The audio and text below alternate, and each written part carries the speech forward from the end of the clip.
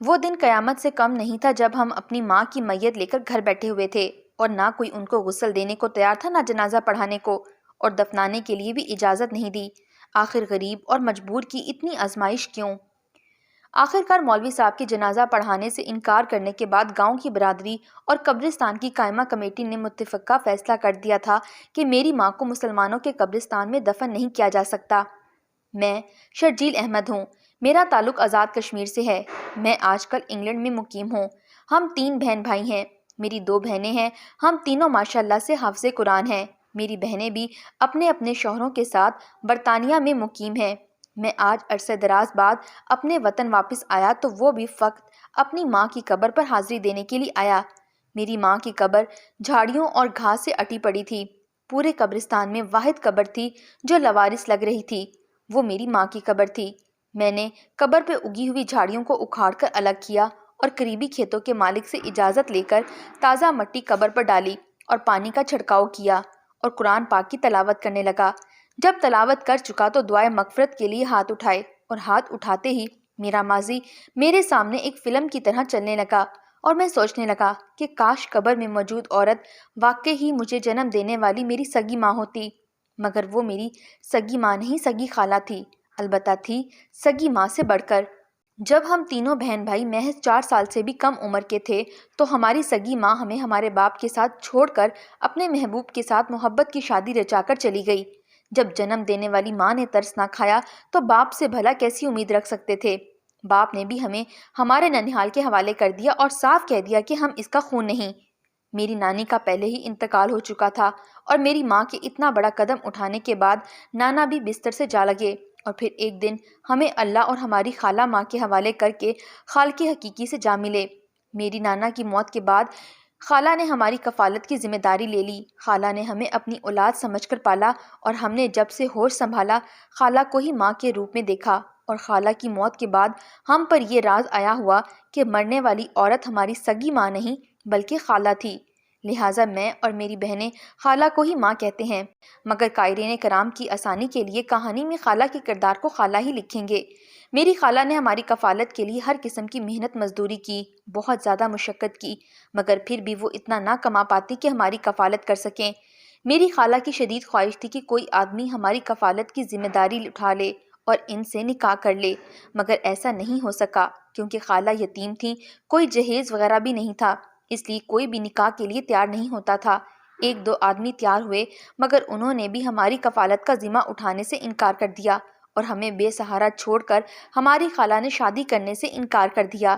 جوں جوں وقت گزرتا گیا خالہ کے لیے ہماری کفالت مشکل تر ہوتی گئی، یہاں تک کہ میری خالہ نے لوگوں کی گلیاں اور گندی نالیاں تک صاف کر کے ہمارے لیے رزق اکٹھا کیا، مگر پھر بھی ہمارے پیٹ کا جہنم نہ بھر سکیں۔ خالہ نے ہمیں مدرسے میں داخل کروا دیا اور خود شادی بیاہوں کی تقریبات میں بطور ڈانسر ناچ گا کر ہمارے لیے روٹی کمانے لگیں۔ جب ہماری خالہ جان شادی بیاہوں میں ناچنا شروع کیا تو گاؤں والوں نے ہم سے بائیکاٹ کر دیا، یہاں تک کہ مدرسے سے بھی نکال دیا گیا، تو خالہ نے ہمیں قریبی گاؤں میں موجود ایک دوسرے مدرسے میں داخل کروا دیا، جہاں ایک انتہائی اچھے رحم دل اور بڑی عمر کے استاد نے ہم تینوں بہن بھائیوں کو رات مدرسے میں رہنے کی اجازت بھی دے دی۔ خالہ رات کو دیر سے گھر آتی اور صبح 9 بجے ہمیں مدرسے سے گھر لے آتی۔ شام کو 4 بجے جب خالہ فنکشن کے لیے نکلتی تو ہمیں مدرسے میں چھوڑ کر چلی جاتی۔ ہم بہن بھائیوں نے بھی شاید آدھا قرآن پاک بھی حفظ نہیں کیا تھا کہ ایک دن پتہ چلا کہ شادی کے کسی فنکشن پر چند نشے میں دھت اوباش لوگوں نے میری خالہ کی عزت پامال کر دی ہے۔ میری خالہ نے پولیس میں رپورٹ درج کروانے کی کوشش کی تو پولیس آفیسر نے یہ کہتے ہوئے رپورٹ درج کرنے سے انکار کر دیا کہ کنجریوں کی کوئی عزت نہیں ہوتی، اور کہکا لگا کر اپنے جونیئر کو کہنے لگا، اوئے فیکے، اگر اس جیسی کنجریوں کی عزت لوٹنے کی رپورٹیں درج کرنے لگے تو تھانے میں بیٹھنے کی تو جگہ ہی نہیں ملے گی، بس ہر جگہ FIR درخواستیں ہی پڑی ملیں گی۔ اور پھر پورا عملہ کہکے لگا کر ہنسنے لگا۔ عزت پامال ہو جانے کے بعد پولیس والوں کے ہاتھوں کی گئی تذلیل میری خالہ برداشت نہیں کر سکیں، اور گھر آ کر ایک خط اور ساری جمع پونجی ہمارے مدرسے کے استاد محترم کو دینے کے بعد ہمیں ان کے حوالے کیا اور گھر آ کر خود کو آگ لگا کر خودکشی کر لی۔ خودکشی کر لینے کے بعد میری خالہ کو ہمارے گاؤں والوں نے اپنے قبرستان میں دفن کرنے سے منع کر دیا۔ یہاں تک مولوی صاحب نے جنازہ پڑھانے اور باقی لوگوں نے پڑھنے سے انکار کر دیا تو مجبوراً ہمارے مدرسے کے استاد صاحب نے اپنی بیگم کے ذریعے ہماری خالہ کو غسل کے بعد کفن پہنایا اور پھر اپنے چند قریبی رشتہ داروں اور دوستوں کے ساتھ خالہ جان کا جنازہ پڑھایا اور قبرستان کے قریب زمین خرید کر دفن کر دیا۔ اس کے بعد انہوں نے ہماری ذمہ داری اٹھا لی، ہمیں حفظ کروا کر عالم کے کورس کروائے اور پھر اپنے ایک جاننے والے کے ذریعے مجھے برطانیہ بھجوا دیا۔ یہاں میں آج بھی ایک مسجد میں امام ہوں۔ میری بہنوں کی شادی بھی مناسب فیملیز میں کروا دیں۔ میری بہنیں برطانیہ میں مقیم ہیں۔ ہماری خالہ نے اپنی ساری جمع پونجی ہمارے استاد محترم کو دے دی تاکہ وہ ہمیں بہتر تعلیم دلوا سکیں۔ میری خالہ کی طرف سے ہمارے لیے لکھے گئے ایک خط میں فقط چند فقرے لکھے تھے کہ بیٹا، مجھے پتہ ہے جب تم لوگ ہوش سنبھالو گے میں تمہارے لیے ماں نہیں گالی بن چکی ہوں گی، مگر میری شدید خواہش ہے کبھی بھی میں تم لوگوں کو یاد آؤں تو میرے لیے مغفرت کی دعا کرنا۔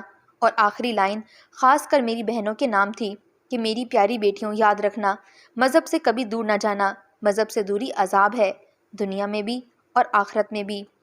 یہ ساری باتیں سوچ کر میں آج اتنا رویا کہ میری داڑھی آنسوؤں سے تر ہو گئی۔ جب آنکھوں سے آنسو ختم ہو گئے تو اٹھ کر اپنی انگلی منزل کی جانب چل دی۔ میری کہانی میں میرے پڑھنے والے تمام لوگوں کو نصیحت ہے کہ مذہب سے دور نہ جانا، مذہب سے دوری عذاب ہے، دنیا میں بھی اور آخرت میں بھی۔